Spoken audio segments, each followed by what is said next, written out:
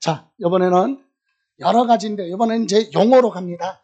납세자라고 그랬어요. 여러분 요약집 10페이지에 있어요. 10페이지. 그러면 여러분도 이제 공부하실 때 혹시라도 기본서를 좀 보겠다 그러면 요약집에 납세자 옆에다가 기본서를 표시해놔. 몇 표지? 78. 그럼 나중에 궁금하면 좀 더 자세하게 보겠다 그럼 그렇게 가면 되죠. 좋아요. 그러면 납세자가 뭐냐? 세금에 관련된 모든 사람을 다 묶어서 뭐라 그래? 납세자. 이해가세요? 세금에 관련된 모든 사람을 다 묶어서 하나로 뭐? 납세자. 그래서 국세청에서는 납세 의무자 그러지 않고 납세자를 보호하겠다 이런 얘기 하잖아요. 납세자는 넓은 의미예요. 그래서 용어 봅니다. 여기서는 결론은 하나만 시험에서 물어보는데 그것 때문에 지금 설명드리니까 깊이 들을 필요 없어요. 가볍게 보세요. 납세자는 세금에 관련된 모든 사람을 납세자라고 하는데 납세자에는 둘이 있어요. 첫 번째 뭐? 납세 의무자. 여러분 납세 의무자는 뭐냐? 세법에 따라 각 법에 따라 법에 의해서 세금 내야 될 의무가 있는 사람, 세금 내야 될 의무가 있는 사람을 뭐라고 그래요? 명칭이 납세 의무자 이렇게 얘기하고 또 하나는 징수 의무자. 여러분 징수 의무자가 뭐예요? 징수 의무자. 여러분 징수 의무자는 왼쪽에 보면 날개 부분에 징수 의무자 용어 해설 나왔죠. 거기 보시면 징수 의무자는 편의상 편리한 사람이 세금, 징수는 뭐죠? 걷어가는 거. 세금을 걷어가지고 거둘 수 있는 요건이 좋은 자로 하여금 세금을 걷어서 그 거둔 세금을 납부할 의무를 지는 자를 뭐라고 한다? 징수 의무자인데 국세에서는 원천징수 의무자라고 부르고 똑같은 뜻인데 명칭이 지방세에서는 특별징수 의무자 이렇게 얘기를 합니다. 자, 그럼 좀 이따 설명드리고 그럼 납세 의무자 뜻이 뭐라고요? 법에 따라 세금 내야 될 의무가 있는 사람. 그래서 납세 의무자에는 원래 납세 의무자죠. 세법에 따라 본인이 세금 내야 될 의무가 있는 사람이 있고 두 번째는 2차 납세 의무자. 원래 납세 의무자가 얘가 세금 내야 될 의무가 있는데 얘가 세금을 못 낼 때 대신 2차적으로 책임지는 사람을 뭐라고 그래요? 2차 납세 의무자라고 합니다. 그리고 세 번째, 하나의 세금에 대해서 두 사람 이상 여러 사람이 공동으로 책임지는 걸 연대 납세 의무자라고 하고 빚보증승자 아니라 세금 못 냈을 때 내가 책임지겠다라고 세금에 대해서 보증진 사람을 납세 보증인 이 사람들을 묶어서 하나로 뭐라고 그래요? 납세 의무자라고 한다. 그러면 징수 의무자는 뭐냐? 징수 의무자는 둘로 나눴죠.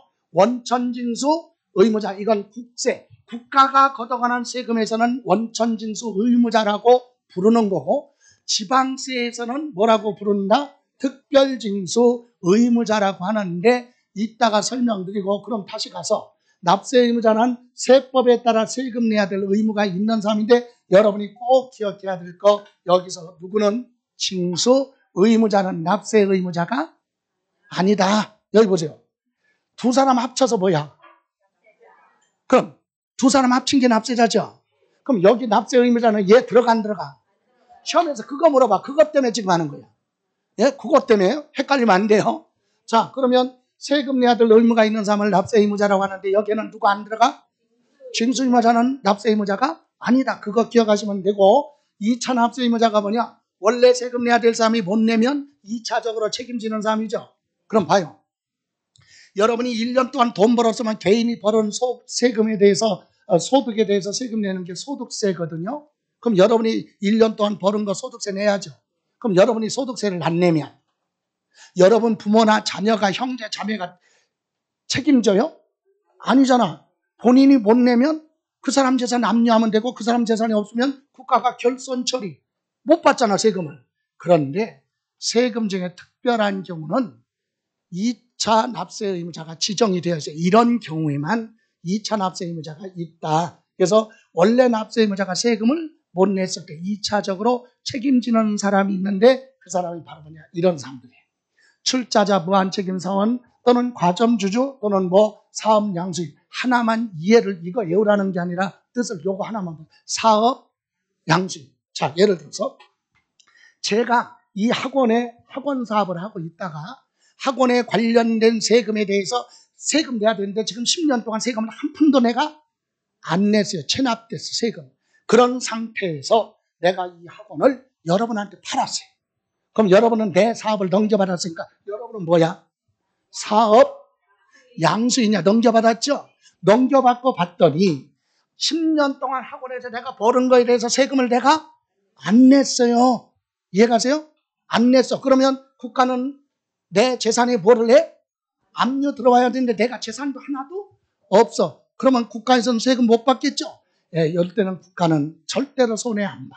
그럴 때는 내 학원 사업을 부한 사람, 양수한 여러분이 2차 납세 의무자가 되는 거예요. 그래서 남의 사업을 부할 때는, 넘겨받을 때는 세금 안 낸 것이 있는지 확인해야 돼. 안 낸 거 있어도 무조건 2차 납세 의무자가 되는 게 아니라 그 사람이 세금을 안 냈어도요. 그 사람 뭐가 있으면 재산이 있으면 압류 들어가니까 관계없는데 재산도 없고 소득도 없고 세금도 안 냈다 그러면 사업을 넘겨받은 양수인이 책임을 져야 된다. 이해가세요?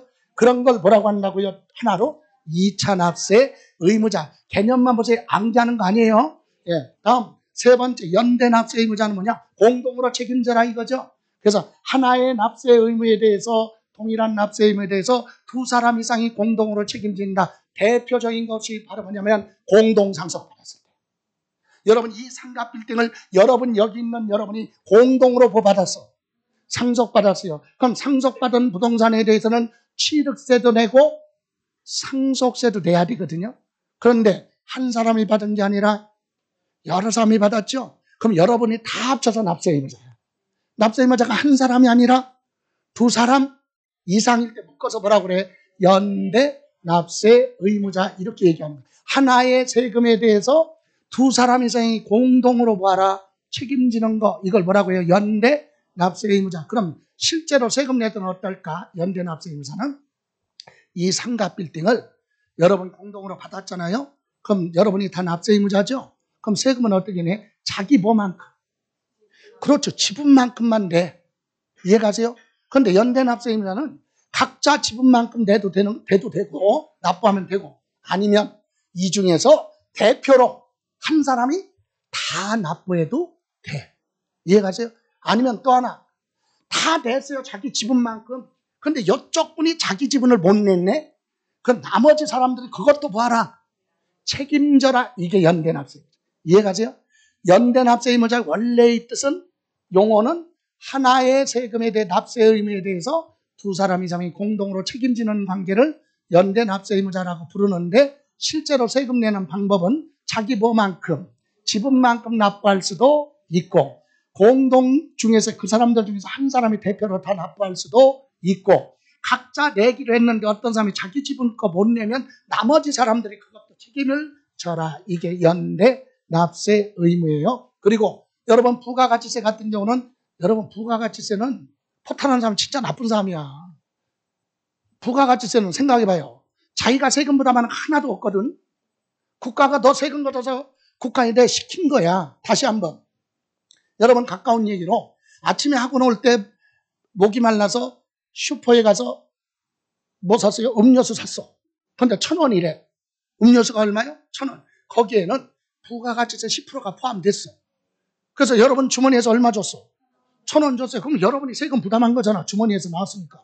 그러면 슈퍼 주인은 1,000원 받았잖아요. 거기서 세금 부분 따로 빼. 부가가치세 따로 뺐어요. 그러면 그 음료수 원래 구할 때 슈퍼 주인이 사올 때 부가가치세 줬잖아. 근데 팔았으니까 받았죠.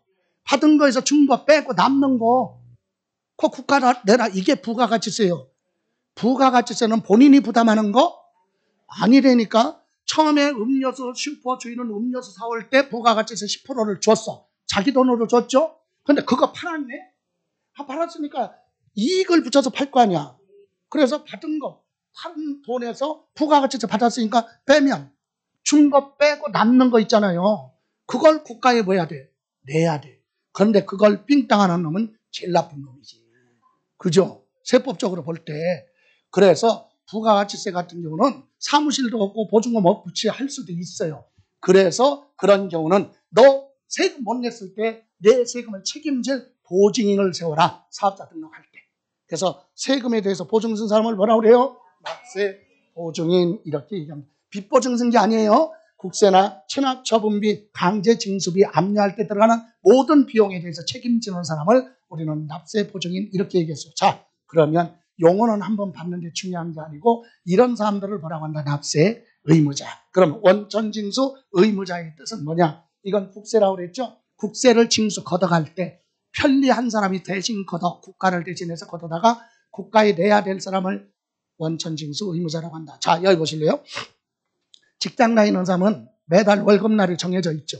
그리고 일정 금액, 거의 금액 변동이 없죠. 물가는 오르는데 월급은 변동이 없어요. 그죠? 예, 그런데 그 사람한테 국가가 당신은 월급 받은 거에 대한 소득세를 1년 동안 모아가지고 내년 5월 달에 가서 세금 내라 그러면 세금 낼 사람 하나도 없지. 왜? 쓰기도 바쁘니까.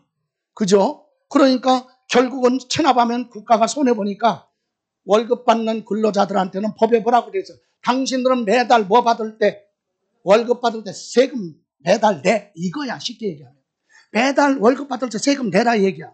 그런데 그렇게만 해놓으면 월급 받은 다음날 인터넷 잘 못하는 나이 드는 사람들은 다 결근하겠네. 김 부장님 왜 안 나오셔서? 아마 세금 내라 갔을 거요. 그렇잖아. 불편하잖아요. 그래서 법에 뭐라고 돼 있어? 편리한 사람이 누구야? 사장이잖아.